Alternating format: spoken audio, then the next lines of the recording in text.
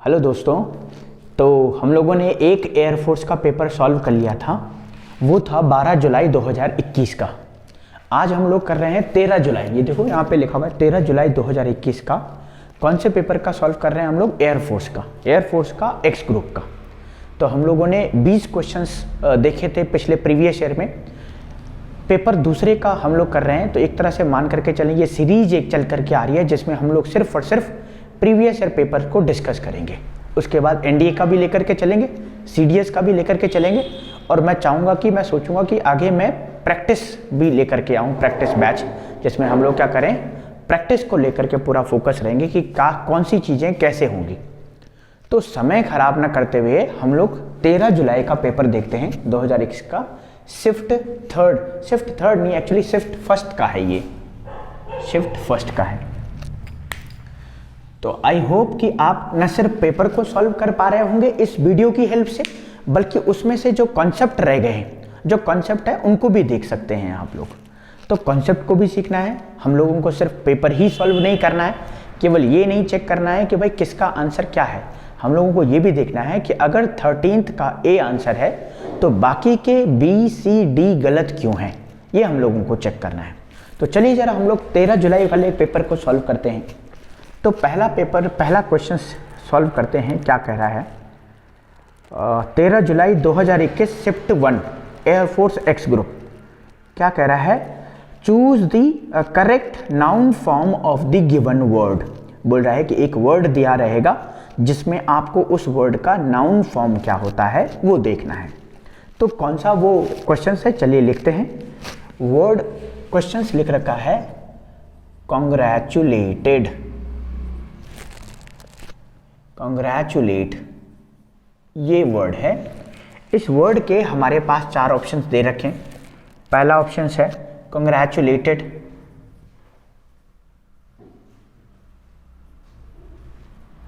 दूसरा ऑप्शन है congratulation,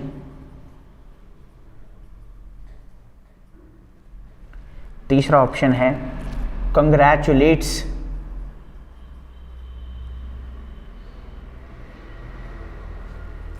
fourth option है कॉन्ग्रेचुलेटिंग।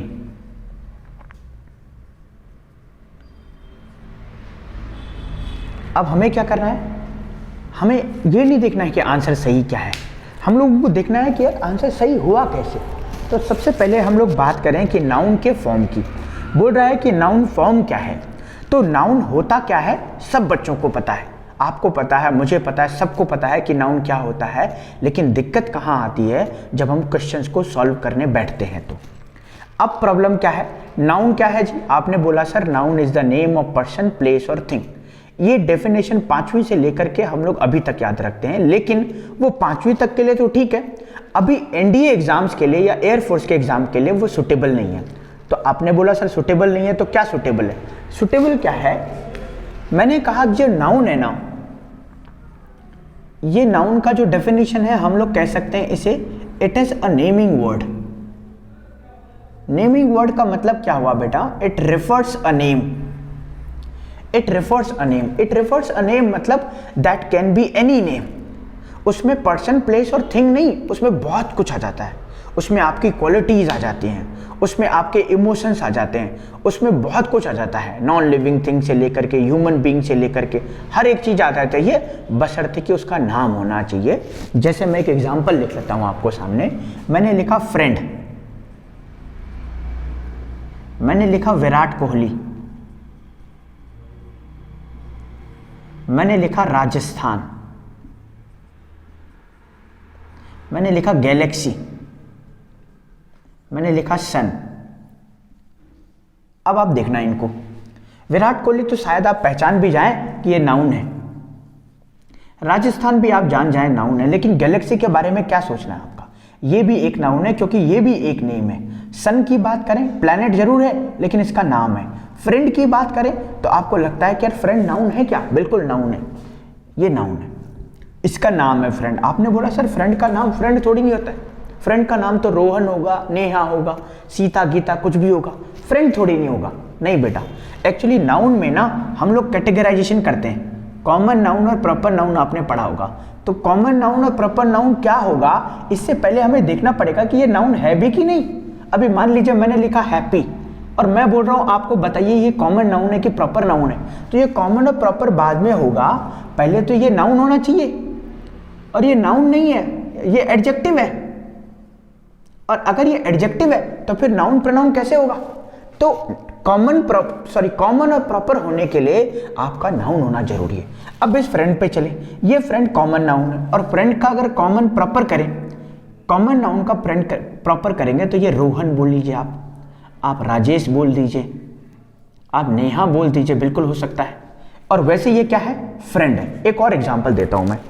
कभी कभी क्या होता है कि हमारे घर पे शादी है, लेकिन भाई के दोस्त आए हुए, किसी ने आपको बोला कि भाई वो लड़के कौन है, आप बोल रहे मेरे भाई के दोस्त हैं। तो ये जो भाई के दोस्त है ना, ये आपने नाम बोला उनका। अब या तो आप उनके नाम जानते होंगे पर्टिकुलर, या फिर नहीं जानते होंगे तो आप उनको बोलेंगे मेरे भाई के दोस्त हैं। तो दोस्त से भी आपने नाउन को रिप्रेजेंट कर दिया। तो ये हो गया जी हमारा नाउन, थोड़ा बहुत ओवरव्यू। अब चलते हैं इस क्वेश्चन पे।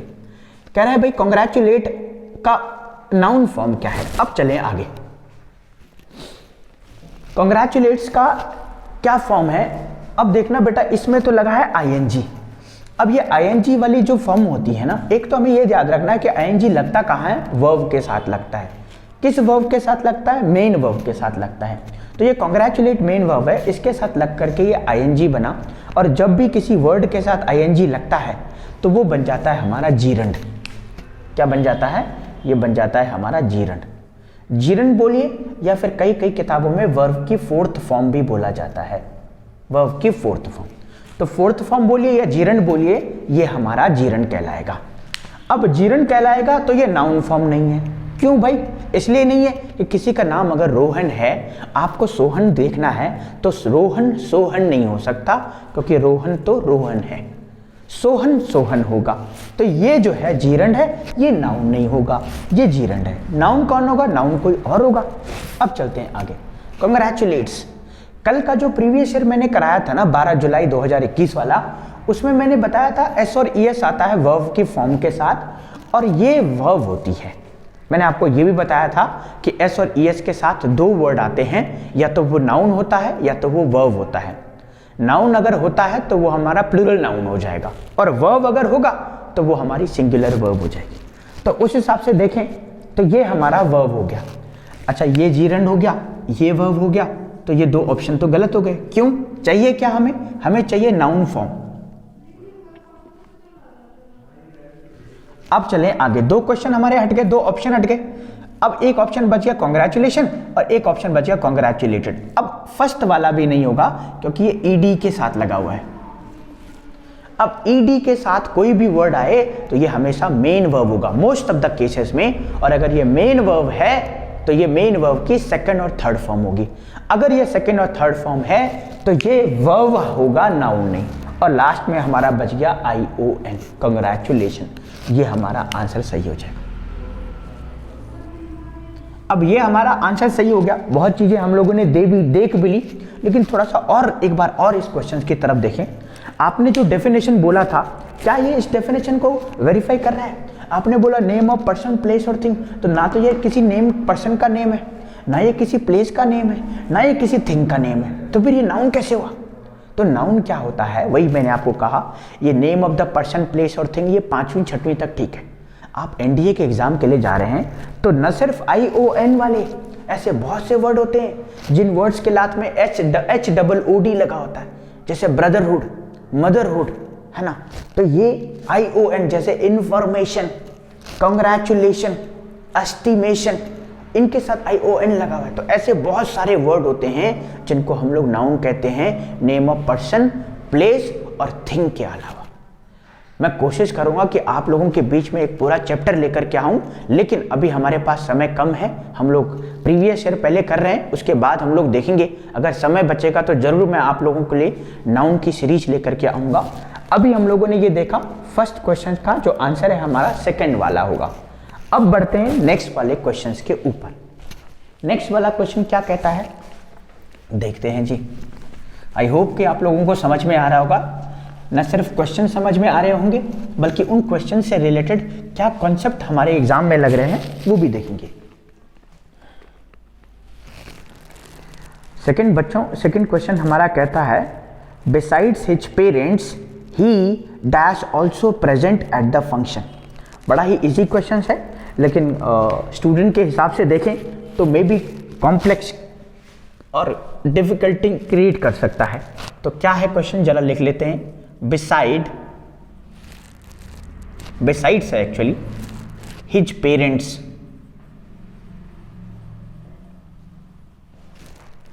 कॉमा करके he also present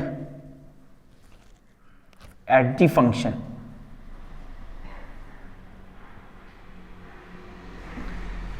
besides his parents he also present at the function, बोल रहा है अपने पेरेंट्स के अलावा, अपने पेरेंट्स के अलावा। अब बिसाइड्स पे ना, बिसाइड्स पे मैं आपको एक चीज बताऊं बेटा, बिसाइड दो तरह के होते हैं, एक तो होता है बिसाइड, एक होता है बिसाइड्स। तो जो बिसाइड का मतलब होता है वो होता है बगल में, और बिसाइड्स का मतलब होता है किसी चीज के अलावा। अब आप बोलेंगे सर ये मीनिंग तो हमें पता चल गए, लेकिन मुझे पता कैसे चलेगा भाई कि यहाँ पे बिसाइड होना चाहिए या बिसाइड्स होना चाहिए? आपको देखना पड़ेगा उस सेंटेंस का मीनिंग क्या कहता है। जैसे मान लीजिए मैंने इस तरीके से लिखा एक सेंटेंस का, तो ये एग्जाम्पल हो गया, और दूसरा लिखा मैंने Seema was sitting beside oblique besides Neha. अब देखना कहना क्या चाह रहा है, ये सब्जेक्ट हो गया हमारा, इस सब्जेक्ट के लिए ये वर्ब हो गई, इस हेल्पिंग वर्ब के लिए बी की फॉर्म के साथ हमेशा आईएनजी फॉर्म आता है जिसे हम लोग जीरंड कहते हैं। ये हमारा प्रेपोजिशन हो गया, दोनों के दोनों प्रेपोजिशन, और प्रेपोजिशन के बाद आने वाला नाउन और प्रोनाउन हमारा ऑब्जेक्ट होता है। नाउन और प्रोनाउन के बाद आने वाला, प्रेपोजिशन के बाद आने वाला नाउन और प्रोनाउन ऑब्जेक्ट होता है। ठीक है जी। अब आपने बोला सर वो तो ठीक है, मीनिंग भी हमें पता चल गया, पार्ट्स ऑफ स्पीच भी हम लोगों ने देख लिए, अब मुझे कैसे पता चलेगा कि क्या आएगा? आपको सेंस देखना पड़ेगा। एक सेंस कहता है कि भाई बगल में, एक सेंस कहता है अलावा। तो क्या कह रहा चाह रहा, सीमा वॉज सिटिंग, नेहा के अलावा सीमा बैठ रही थी, या फिर नेहा के बगल में नेहा के बगल में सीमा बैठ रही है थी। तो हम लोगों को देखना पड़ेगा कि क्या वो बिसाइड का सेंस कर रहा है या बिसाइड्स का सेंस कर रहा है। अगर बिसाइड्स का सेंस कर रहा है तो इसका मतलब वो अलावा की बात कर रहा है, और अगर बिसाइड का सेंस कर रहा है तो इसका मतलब वो बगल में की बात कर रहा है। तो इस सेंटेंस को पढ़ करके आप मीनिंग का सेंस चेक कर सकते हैं, और उसी सेंस के हिसाब से आपका आंसर भी बैठ जाएगा। इस वाले पे देखना बिसाइड्स आया है, इसका मतलब अलावा की बात करता है। किसके अलावा? हिज पेरेंट्स के अलावा। ये हिज क्या है बेटा इसमें? ये हिज इसमें पजेसिव प्रोनाउन है, और पजेसिव प्रोनाउन जब भी आता है वो अपने साथ एक नाउन और प्रोनाउन जरूर लेता है। तो हिज ने अपने साथ पेरेंट्स ले लिया, ये कॉमा लग गया, मतलब ये एक फ्रेज हो गया, अलग हो गया, ये सेंटेंस का सब्जेक्ट नहीं, ये फ्रेज बन गया है। सेंटेंस का सब्जेक्ट कौन है जी? हमारा ही है। अब सेंटेंस का सब्जेक्ट अगर ही है तो ही सिंगुलर होता है, और अगर ये सिंगुलर होता है तो ये सिंगुलर सब्जेक्ट बना, और सिंगुलर सब्जेक्ट के साथ हम लोग जानते हैं सिंगुलर वर्ब आती है। अब चलते हैं इनके ऑप्शंस पे। ऑप्शंस क्या कहता है जी? आइए चलते हैं ऑप्शंस पे। ऑप्शंस क्या कहता है? पहला ऑप्शन है हमारे पास वर। देखो कितने इजी क्वेश्चंस हैं। सेकंड ऑप्शन है हैड, थर्ड ऑप्शन है हमारा have, and fourth option we have was. अब एग्जामिनर ने क्या किया? एग्जामिनर ने बोला कि जो बच्चा है ना वो इस चीज को सब्जेक्ट मानेगा, हिज पेरेंट्स को। अगर हिज पेरेंट्स को सब्जेक्ट मानेगा ना, क्योंकि वो ये सोचेगा कि हिज पेरेंट्स की बात हो रही है, अगर हिज पेरेंट्स की बात हो रही है तो ये प्लूरल है। अब प्लूरल है तो ये तो रहा सिंगुलर, ये कट जाएगा, और ये दोनों प्लूरल हैं तो इसमें से आ जाएगा। हैड तो दोनों सब्जेक्ट के साथ चल सकता है, ये भी एक ऑप्शन हो सकता है। लेकिन हमें देखना है कि ये तो बेटा एक अलग फ्रेज हो गया, जो सब्जेक्ट है वो ही है। अब ही की बात हो रही है तो ही सिंगुलर है, तो हमें सिंगुलर वर्ब चाहिए, तो उस हिसाब से हमारा ये कटा, हमारा ये भी कटा। अब हमारे पास दो ऑप्शन बच गए, या तो वॉज होगा या हैड होगा। अब देखना, अगर हैड होता ऑप्शन, अगर हैड होता है यहाँ पे, तो मैंने आपको कल के पेपर में बताया होगा हैड, हैव और हैज़ हमेशा वर्ब का थर्ड फॉर्म लेते हैं अगर वो मेन वर्ब की तरह रोल प्ले कर रहे हो। तो यहाँ पे तो वर्ब की फॉर्म नहीं है। ऐसा हो सकता था he had also presented at the function, भाई ऐसा तो नहीं है, सेंटेंस का सेंस भी नहीं बटेगा। तो ये भी हमारा हो गया गलत। तो बचा हमारे पास कौन, वॉज। तो क्या हो जाएगा, besides his parents he was also present at the function. तो ये हम लोगों ने 2 क्वेश्चन कर लिए जिनकी हमने लॉजिक चेक करे कि भाई ये सही है तो बाकी के 3 गलत क्यों हैं। तो इनके ऊपर हम लोगों ने 2 क्वेश्चंस कर लिए। आई होप कि आप लोगों को समझ में आ रहा होगा। हम लोग आगे इसी तरीके से चलेंगे। आप टेंशन ना लें, आप इस चीज़ की चिंता ना करें कि यार 2 क्वेश्चंस में इतना समय लग रहा है तो 10 में कितना लग जाएगा। देखो, हमें पढ़ना है, हमें समझना है, हमें आंसर चेक नहीं करने हैं। आंसर्स तो आपको गूगल पे मिल जाएंगे, लेकिन क्या उन आंसर्स से आप क्वेश्चंस को या एग्ज़ाम्स को निकाल सकते हो? अगर आपको थर्ड का बी पता है तो आपको क्या पता कि अगला वाला जो थर्ड होगा उसका बी ही आंसर होगा या नहीं होगा। कई बच्चे क्या करते हैं, वो बोलते हैं सर मैंने पिछले 10 साल के प्रीवियस ईयर पेपर रट लिए, पहले का आंसर कौन है, सेकंड का आंसर कौन है। तो आप देखो जरा, इस मानसिकता से क्या आप एनडीए के पेपर को क्वालिफाई कर सकते हो? इस अप्रोच से क्या आप एयरफोर्स का एग्ज़ाम निकाल सकते हो?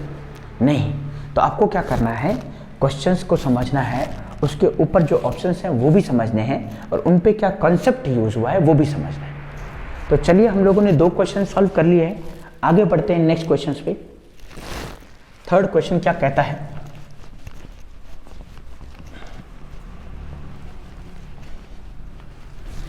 चलते। थर्ड क्वेश्चन लिखा हुआ है, फिल इन द ब्लैंक्स है, things of beauty is a joy for ever. क्या है इसका मतलब? ये एक एक्चुअली ना यूनिवर्सल ट्रुथ भी है। और क्या है यूनिवर्सल ट्रुथ? थर्ड क्वेश्चन की तरफ देखते हैं। कह रहा है things of beauty is Joy for ever.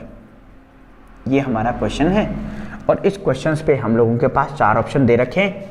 पहला ऑप्शन है द, सेकेंड ऑप्शन है ए, थर्ड ऑप्शन है हमारे पास एन, फोर्थ ऑप्शन है हमारे पास नो आर्टिकल। और नो आर्टिकल का मतलब हम लोग ये भी समझ सकते हैं नो इम्प्रूवमेंट। नो इम्प्रूवमेंट, या फिर कई बार बच्चों को सवाल दो तो वो कुछ और आंसर निकाले ना निकाले, एक चीज जरूर बोल देते हैं, नन ऑफ दीज।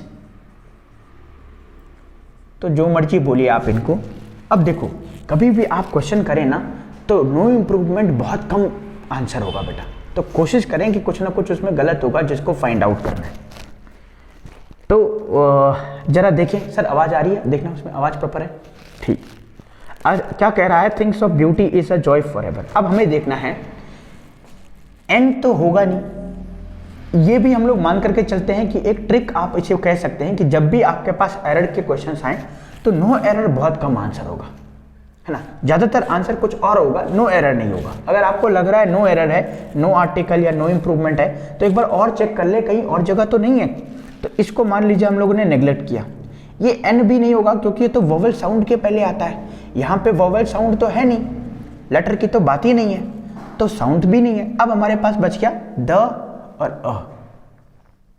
अब हो सकता है कि इसमें द भी आए, हो सकता है इसमें द भी आए, लेकिन इसका जो आंसर होगा ना वो ए होगा। अब आंसर ए होगा सर, आपने बोला ठीक है आंसर ए होगा, गूगल में मान लीजिए आपने चेक किया सर आंसर ए है, क्यों है? अब देखो एक चीज मैं आपको बताऊंगा, कोई भी यूनिवर्सल ट्रूथ हो या फिर फैक्ट्स हो या फिर टेम्पररी ट्रूथ हो या फिर प्लान्ड एक्शंस हो,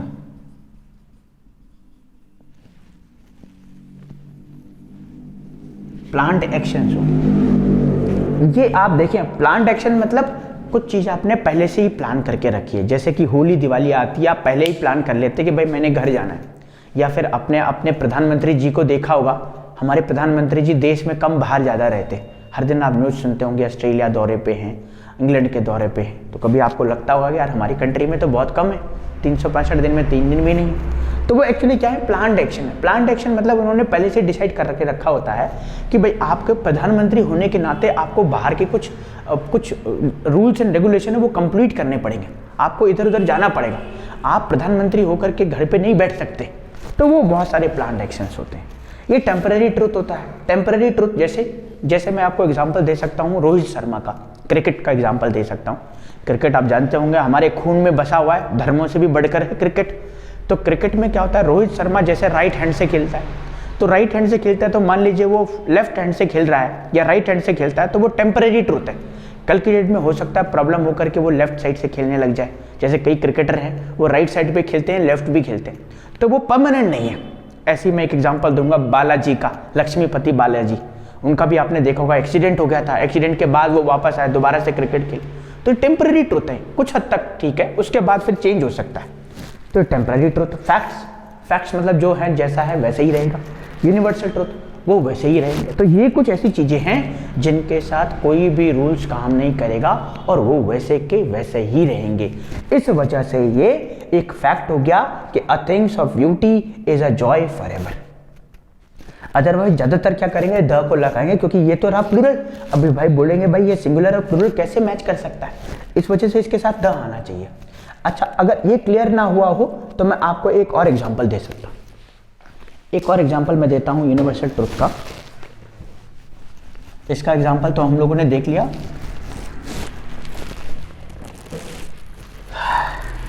अच्छा, इसमें ये एक और चीज चेक कर लेते हैं, ये थिंग है या थिंग्स है। थिंग है एक्चुअली, ठीक है, ये थिंग्स नहीं है, थिंग है, ठीक है। अ थिंग तब भी ठीक है, थिंग्स होता तब भी हम लोग इसको समझते। अच्छा, यूनिवर्सल ट्रुथ में मान लीजिए मैंने एक लिखा सवाल, the sun is rising in the east. आप देखना इस सवाल में कोई गलती नहीं है। The sun is rising in the east का मतलब ये हुआ कि भाई ये जो सन है ना, ये सन हमारा प्लैनेट हो गया, ये नाउन हो गया, नाउन हमारा सब्जेक्ट होता है और ये सब्जेक्ट के साथ साथ सिंगुलर सब्जेक्ट का रोल प्ले कर रहे हैं। आपने बोला जी बहुत बढ़िया, इतनी चीजें हमें पता चल गई, बहुत बढ़िया हो गया, बहुत बड़ी। इसके साथ साथ हमें एक और चीज ध्यान रखनी कि इन प्लैनेट के साथ हमेशा हम लोग आर्टिकल द यूज करते हैं, और ये आर्टिकल में कौन सा आर्टिकल है, डेफिनेट आर्टिकल।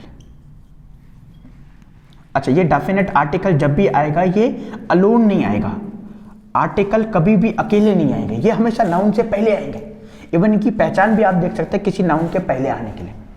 सिंगुलर होने के बजाय इसके साथ वर्ब क्या आई, सिंगुलर आई। राइजिंग क्या हुआ, बी की फॉर्म है तो वर्ब की आईएनजी फॉर्म लग गई। इन द ईस्ट, ये ईस्ट बेटा डायरेक्शन हो गई, इसके साथ हमेशा आर्टिकल का यूज होता है। इन हमारा प्रेपोजिशन है, प्रेपोजिशन के बाद आने वाला ऑब्जेक्ट हो गया, ठीक है जी, सब ठीक हो गया। अब इस सवाल को देखेंगे, कई बोलेंगे सर द सन राइजिंग नहीं होता, द सन राइजेज होता है। ठीक है सर, आपने बोला सन राइजेज होता है, मैंने मान लिया, लेकिन आप इस कंडीशन को देखें। मान लीजिए सूरज कहीं से उग रहा है, अब उग रहा है तो मैं किसी को ये कह रहा हूं कि उगता है नहीं, मैं बोल रहा हूं कि सूरज देखो उग रहा है या सूरज आ रहा है। तो सवाल सही तो है, गलत क्या है उसमें, कुछ भी नहीं है भाई। मैं ऐसा कह ही नहीं रहा हूं कि सूरज उगता है, मैं तो बोल रहा हूं सूरज उग रहा है या सूरज आगे बढ़ रहा है, तो वो तो हो रहा है। लेकिन क्या है, ये यूनिवर्सल ट्रुथ है, और यूनिवर्सल ट्रुथ होने की वजह से मुझे राइजिंग ना कर करके मुझे करना पड़ेगा राइजेस। अदरवाइज ये सवाल तो बिल्कुल करेक्ट था, लेकिन इस वजह से गलत हुआ क्योंकि ये यूनिवर्सल ट्रुथ है। तो आई होप कि आप लोगों को समझ में आया हो। नेक्स्ट हम लोग चलते हैं फोर्थ क्वेश्चन की तरफ।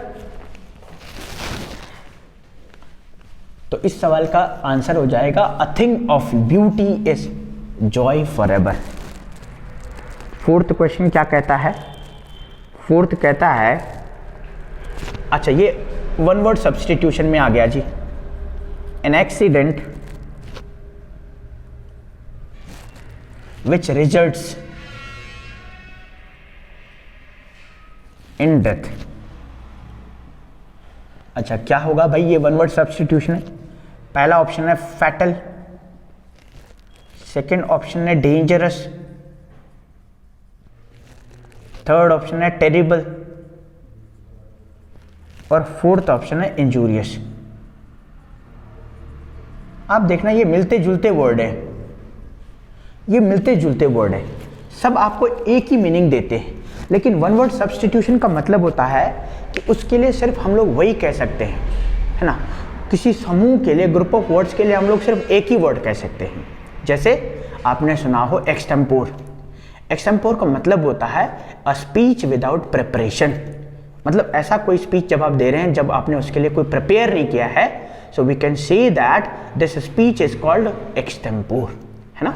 तो वो एक ऐसा वर्ड है जो उसी चीज के लिए यूज हो रहा है। तो इसमें अब देखें तो ये डेंजरस का मतलब भी खतरनाक होता है, टेरिबल का भी मतलब वही है, और इंजूरियस का भी मतलब वही है, लेकिन ये फैटल का मतलब भी आप देखेंगे मिलता जुलता है, और इसको घातक कहते हैं। और घातक कैसे? Related to death, related to death. अच्छा, ये भी रिलेटेड टू डेथ होते हैं, लेकिन एक वर्ड हमें चूज करना है जो सिर्फ और सिर्फ उसी के लिए आता है। एक और मैं एग्जांपल देता हूं, हमारे पास एक वर्ड बड़ा आता है, इंसॉल्वेंट।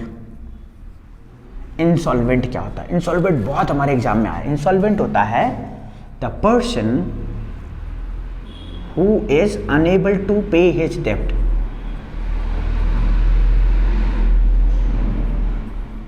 डेट। अच्छा, हो सकता है आप बोले कि सर उसको ना फ्रॉड भी कहते हैं। भाई ऐसा कोई पर्सन जो पैसा लेकर के भाग गया है या दे नहीं रहा है, तो आपने बोला उसको इंसॉल्वेंट कहते हैं, लेकिन आपने बोला सर उसको फ्रॉड भी कह सकते हैं, उसको इम्पोस्टर भी कह सकते हैं, उसको फेक भी कह सकते हैं, उसको थीफ भी कह सकते हैं, बिल्कुल कह सकते हैं। लेकिन अगर हम एक वर्ड की बात करें तो वो वर्ड इंसॉल्वेंट होगा। उसी हिसाब से इसका जो आंसर होगा वो फैटल होगा। तो चलिए, हम लोगों ने 4 क्वेश्चन कर लिए हैं। नेक्स्ट आगे बढ़ते हैं 5th क्वेश्चन की तरफ। कितना टाइम हुआ सर? 35 मिनट्स हो गया, 30 मिनट्स हो गया। चलिए आगे बढ़ते हैं।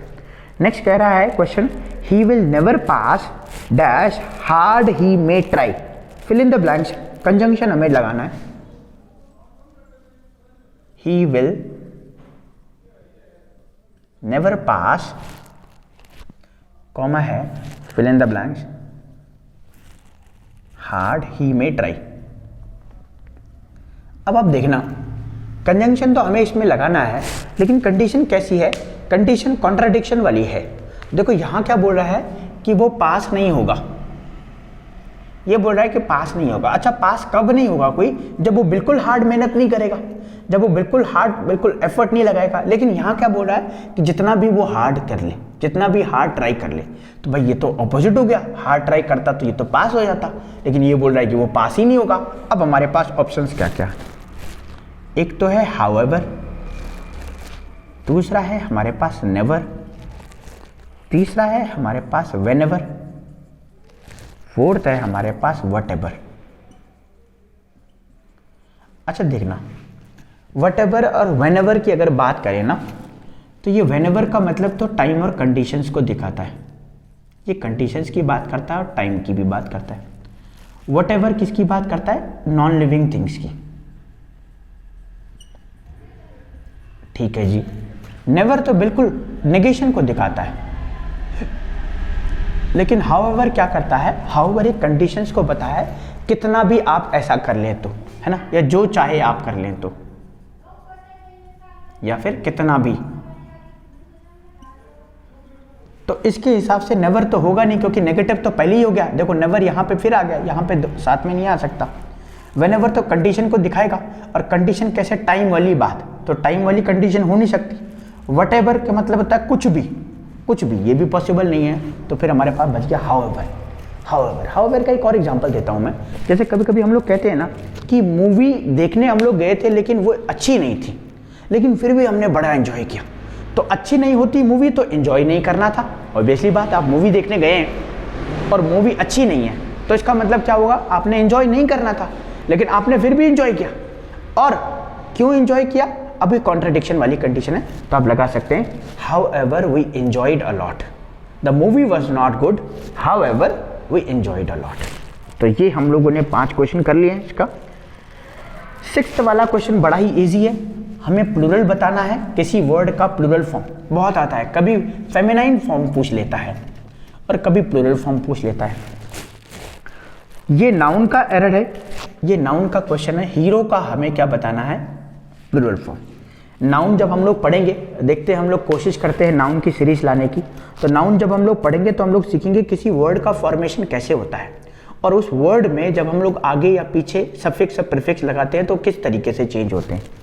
हीरो की बात करें तो इसका प्लूरल फॉर्म अगर हमें बनाना है तो हमें ये देखना पड़ेगा ऐसे वर्ड जिन वर्ड ओ के साथ लास्ट होते हैं, ओ के साथ एंड होते हैं, तो उनको जब भी हम लोग प्लूरल बनाते हैं ना तो हम लोग क्या करते हैं, उनके साथ एस नहीं लगाते, उसके साथ ES लगाते हैं। जैसे फोटो भी होगा, आप फोटो का एग्जाम्पल ले लें। फोटो को जब प्लूरल बनाते हैं तो हम लोग फोटोज नहीं लिखते, हम लोग लिखते PHOTOES।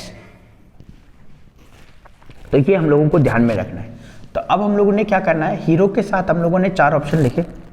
एक तो हुआ भाई हीरोइज, दूसरा ऑप्शन लिखा हमने हीरोज, ठीक है, ES के साथ आया है। तीसरा हमने लिखा हीरोज, देखो वही फोटोज वाला ऑप्शन। और फोर्थ वाला हो जाएगा हीरोइन। हीरोइन तो बेटा इसका फेमिनाइन जेंडर हो जाएगा, मुझे ऐसा लगता है। तो ये 3 ऑप्शन तो हमारे कट गए, तो हमारे पास एक ही ऑप्शन बच जाएगा। सॉरी, हीरोज हमारे पास ये सेकंड वाला ऑप्शन होगा और ये पहला वाला कट जाएगा। चलिए नेक्स्ट क्वेश्चन की बात करें, बार्किंग डॉग्स। आगे कह रहा है बाइट। अच्छा, आपने वो कहानी तो सुनी होगी कि भाई जो गरजने वाले बादल होते हैं वो बहुत कम बरसते हैं, और जो बरसने वाले बादल होते हैं वो बहुत कम गरजते हैं। मतलब वो तुरंत वो काम कर देते हैं, बताते भी नहीं। जैसे कभी कभी लड़ाई में देखा होगा, 2 पर्सन लड़ाई करते हैं, एक पर्सन बोलता है मार के दिखा, मार के दिखा, मार के दिखा, लेकिन मारेगा नहीं। लेकिन एक होता है कि मार के चला भी जाता है। ऐसी स्टोरी आपने पुलिस और आर्मी की बड़ी सुनी होगी, है ना। लोग बिल्कुल बहुत उतावले होकर के कहते हैं कि मेरा भाई आर्मी में है, और एक बार क्या हुआ कि पुलिस वाले ने उसको रोक दिया। मेरे भाई ने एक झापड़ मारा और गाड़ी स्टार्ट करी और चली गई, बताया भी नहीं कि मैंने मारा तुझे। तो ये आर्मी की स्टोरियाँ बड़ी, अब पता नहीं वो झूठ है कि सच है, वही जानते हैं, लेकिन अपने आप को थोड़ा सा दिखाने के लिए ऐसा वो कहते होंगे शायद। तो इसी वाले पे इस क्वेश्चन पे देखते हैं क्या कहना चाह रहा है। ये कहना चाह रहा है बार्किंग डॉग्स, बार्किंग डॉग्स, और आगे फिल इन द ब्लैंक्स है बाइट। ऑप्शन क्या क्या है, रेगुलरली, इसका मतलब ये हुआ अगर आप ए ऑप्शन को सेलेक्ट करते हैं तो ये बोल रहा है कि जो कुत्ते भौंकते हैं वो बार बार काटते हैं, ऐसा। सेकंड कह रहा है रेयरली, रेयरली का मतलब होता है कभी कभार काटते हैं, काटते ही नहीं है एक तरह से देखा जाए तो। तीसरा है सेल्डम, सेल्डम का बराबर है, सेल्डम का मतलब होता है ना के बराबर। और फोर्थ हो गया फ्रीक्वेंटली। अच्छा, ये फ्रीक्वेंटली का मतलब होता है अक्सर, और फ्रीक्वेंटली और रेगुलरली लगभग सिनोनिम्स आप इन्हें बोल सकते हैं। तो ये दोनों जब सिनोनिम्स हैं तो या तो ये होता तो ये नहीं होता, ये होता तो ये नहीं होता, तो ये ऑप्शन तो गए हमारे। अब हमारे पास बच गया रेयरली और सेल्डम। रेयरली का मतलब होता है ना के बराबर, और सेल्डम का मतलब भी होता है ना के बराबर। लेकिन अब ये एक इडियम्स बोले, फ्रेज बोले, क्या बोले इसको, तो इसको हम लोग इस तरीके से लिखेंगे, बार्किंग डॉग्स सेल्डम बाइट्स। अब ये डॉग्स इसका सब्जेक्ट है, प्लूरल है तो बाइट होगा, और अगर मान लीजिए डॉग की बात करें तो ये बाइट की जगह बाइट्स हो जाएगा। अभी लेकिन ये डॉग्स है तो यहाँ पे सेल्डम आंसर आ जाएगा। सेल्डम का मतलब होता है ना के बराबर, है ना। तो चलिए 8वें क्वेश्चन की तरफ चलते हैं। कहता है appropriate एंटोनियम्स of the given word. कोई वर्ड दिया है, इसका अप्रोप्रिएट हमें देखना है कि भाई एंटोनियम्स क्या है। एंटोनियम्स का मतलब होता है किसी चीज का उल्टा, कि भाई कोई क्वेश्चन है उसका उल्टा क्या होगा। तो ये लिखा हुआ है कंसेक्यूटिव। कंसेक्यूटिव का मतलब होता है लगातार, लगातार, जैसे एक के बाद एक। एग्जाम्पल क्या हो सकता हूँ, जैसे 1 2 3 4, मान लीजिए आपने बोला 1 2 3 4 5 6, तो आप देखना एक के बाद एक लगातार। 5 के बाद 6 आएगा, 3 के बाद 4 आएगा, 2 के बाद 3, तो कंसेक्यूटिव हो गया। क्या कह रहा है आगे, ऑप्शंस में है हमारे डिसकंटिन्यू, दूसरा ऑप्शन है सक्सेसिव, तीसरा ऑप्शन है फॉलोइंग, और चौथा ऑप्शन है सक्सीडिंग।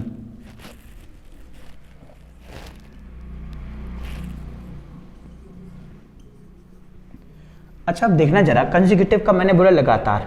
अच्छा, आपको नहीं लगता कि सक्सेसिव भी वही है? सक्सेसिव उत्तराधिकारी, जिसे आप हिस्ट्री में आपने पढ़ा होगा, सक्सेसर, है ना। इसमें एक और वर्ड होता है इसका सिनोनिम्स HEIR, इसको भी कह रहे हैं उत्तराधिकारी। तो ये सक्सेसिव इसका सिनोनिम्स हो गया, इससे मिलता जुलता है तो ये नहीं होगा। फॉलोइंग मतलब आगे भी ऐसी, है ना, तो ये भी नहीं होगा। सक्सीडिंग भी वही हो गया, सक्सेसिव से मिल करके बन रहा है रूट वर्ड, ये भी नहीं होगा। डिसकंटिन्यू, अब डिसकंटिन्यू मतलब कुछ चला आ रहा था अब वो खत्म हो गया, तो ये खत्म हो गया, तो ये हमारा आंसर हो जाएगा कंजुगेट। आगे चलें नेक्स्ट क्वेश्चन की तरफ। कह रहा है बैरन, 9वां क्वेश्चन है कि बैरन का हमें क्या देखना है, हमें देखना है most similar word. Most similar word barren का क्या है, तो बैरन का एग्जाम्पल लिख लेते हैं भाई हम लोग। BARREN। पहला है इनफर्टाइल, इनफर्टाइल ही होता है, फर्टाइल का मतलब होता है उपजाऊ। बोल्ड, बर्सर्क और बाइट।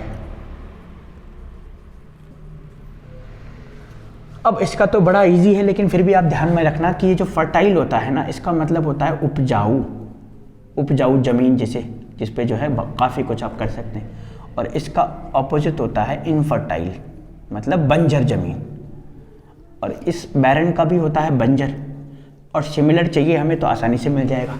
इसके लिए वोकैब्स आपको स्ट्रॉन्ग करनी पड़ेगी, इसमें कोई कॉन्सेप्ट नहीं लगेगा, बस आप वोकैब्स स्ट्रॉन्ग कीजिए, है ना, वोकैब्स स्ट्रॉन्ग कीजिए। वोकैब्स का भी देखेंगे, अगर पॉसिबल हो सकता है तो सीरीज लेकर के आएंगे। बोल्ड, बोल्ड हमारा साहसी हो गया, कहीं से कोई लेना देना नहीं है। बाइट का मतलब त्याग देना, छोड़ देना होता है। और बर्सर्क का मतलब भी होता है यही। तो 3 ऑप्शन तो हमारे कहीं से जो है हमारे ऑप्शन नहीं है, तो ये वाला आंसर हो गया। लास्ट क्वेश्चन की तरफ चलें तो कह रहा है the cobbler was mending my shoes, और इसका बताना है passive voice. Passive active voice क्या कह रहा है, द कॉबलर, ठीक है जी, the cobbler was mending my shoes. Mending का मतलब होता है सुधारना, है ना, हो सकता है वो पॉलिश कर रहा हो, अच्छा बना रहा हो, कुछ भी ऐसा हो। अब इसका क्या करते हैं ना हम लोग इसका ये करते हैं कि हम लोग क्या करते हैं कि एक्टिव से जब पैसिव बनाते हैं ना, एक्टिव से जब पैसिव बनाते हैं तो सब्जेक्ट का चेंज हो जाता है ऑब्जेक्ट में, और ये जो ऑब्जेक्ट है ना, ये ऑब्जेक्ट चेंज हो जाता है सब्जेक्ट में। तो हम लोग क्या करते हैं, इनके ऑप्शंस नहीं लिखते, हम लोग इसका ही डायरेक्ट बनाते हैं और फिर हम लोग चेक करते हैं भाई उसके ऑप्शंस में। तो चलो देखते हैं। अब यहाँ पे कॉबलर सब्जेक्ट था और इसका ऑब्जेक्ट था माई शूज, तो माई शूज को पहले ले आते। मान लीजिए मैंने लिखा भाई माई शूज, ठीक। अब कॉबलर सब्जेक्ट था तो सिंगुलर वर्ब थी क्योंकि ये अकेला था, और ये माई शूज यहाँ पे सब्जेक्ट बन गया। अब ये प्लूरल है, क्यों, शूज हो गया, स्पेक्टिकल्स हो गए, है ना, आपने और भी सुना होगा सराउंडिंग्स हो गए, या फिर आपने सुना हो बाइनोक्यूलर्स, टोंग्स, ये सब प्लूरल होते हैं। ट्राउजर्स, सीजर्स, ये सब प्लूरल फॉर्म होती हैं। अगर ये प्लूरल फॉर्म होती है तो माई शूज को, अब ये प्लूरल है तो वर्स की जगह क्या करना पड़ेगा, मुझे करना पड़ेगा वर। और अगर आप इतना कर लिया है आपने, तो 3 ऑप्शन देखना हमारे पास क्या क्या है, सिर्फ इतना करने से। दूसरा ऑप्शन हमारे पास है माई शूज वॉज, तो ये तो यहाँ पे गलत हो गया। तीसरा ऑप्शन है माई शूज वर मेंडेड, ठीक है जी, यहाँ तक तो चलो ठीक है, आगे देखते हैं। शूज वर मेंडेड, अब मेंडेड नहीं हो सकता, क्यों नहीं हो सकता, इजम आर और वज वर के साथ हमेशा बीइंग लगता है, तो बीइंग लगेगा तो यार वर के साथ, तो ये मेंडेड अब वर्ब का थर्ड फॉर्म तो हो ही नहीं सकता। फोर्थ ऑप्शन क्या कहता है, विल बी, ये कह रहा है विल बी, भाई विल बी कैसे हो जाएगा, बी की फॉर्म के साथ तो हमें बीइंग लगाना है, तो ये नहीं होगा, ये नहीं होगा बच्चा हमारे पास। ये क्या कह रहा है, माई शूज वर बीइंग, और मेंडेड वर्ब की थर्ड फॉर्म तो हर उसमें लगती है, बाय द कॉबलर, वर्ब की थर्ड फॉर्म तो हर सेंटेंस में लगती है। तो ये हम लोगों ने 10 क्वेश्चन कर लिए, इसके आगे के 10 क्वेश्चन हम लोग नेक्स्ट सीरीज में करेंगे। आई होप कि आप लोगों को मज़ा आ रहा होगा, आप लोग अच्छे से पढ़ते रहिए, इसको बिल्कुल देखते रहिए। कहीं कोई दिक्कत लगे तो आप कमेंट बॉक्स में ज़रूर पूछिए, और मेरे जो बच्चे हैं वो पढ़ रहे हैं तो आप जो है मेरे से वैसे पर्सनली भी पूछ सकते हैं। आई होप कि आप मेहनत करते रहें। इस बार वाला एग्ज़ाम हमें किसी भी हालत में निकालना है। आज के लिए इतना ही रखते हैं। जय हिंद बच्चों।